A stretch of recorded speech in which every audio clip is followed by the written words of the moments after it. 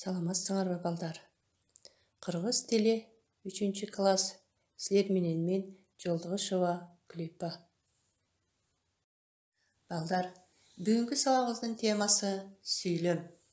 Сабактын максаты сүйлөм жөнүндө маалымат алып, жана акыра менен коделек чыгармасынын мазмунун түшүнүп, теманын үстүнөн көнүгүүлөрдү аткарышат. Сабагыбызды төмөндөгүдөй суроолор менен баштайбыз балдар. Азыр кайсы мезгил? Ооба, туура айтасыңар. Жаз мезгили. Жаз мезгили жөнүндө сүйлөм түзгүлө. Азаматсыңар. Эми түзгөн сүйлөмүңөр эмне жөнүндө айтылды? Жана канча сөздөн турарын айтып бергиле. Демек балдар, бүткөн бир ойду билдирген сөз же бир нече сөздөрдүн айкалышы сүйлөм деп аталат. Мисалы, жаз, бак дарактар бүчүр байлады. Биз алардын түбүн жумшарттык, сугардык. Мына балдар, бул сүйлөмдөрдө жаз мезгили жөнүндө, жаз мезгилиндеги бак дарактардын бүчүр байлагандыгы, алардын түбүн жумшартып сугаргандыгы жөнүндө айтылды. Эми балдар, китептин 106 бетиндеги акыра менен коделек чыгармасын окуп чыккыла. Чыгарманы окуп чыккан болсоңор балдар, анда биринчи көнүгүү, суроолорго жооп бергиле.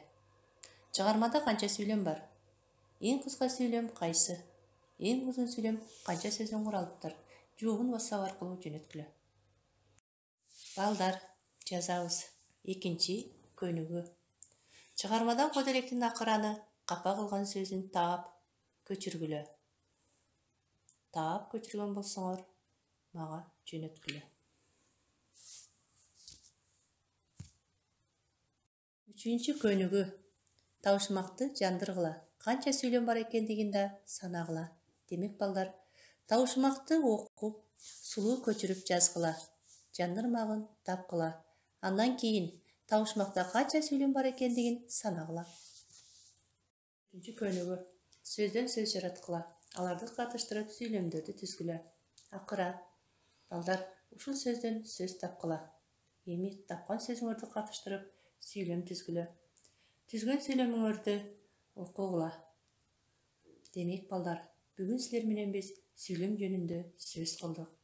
Бүткөн бир ойду билдирген сөз же бир нече сөздөрдүн айкалышы сүйлөм деп аталат. Ушул эрежени балдар жаттагыла. Үйгө тапшырма.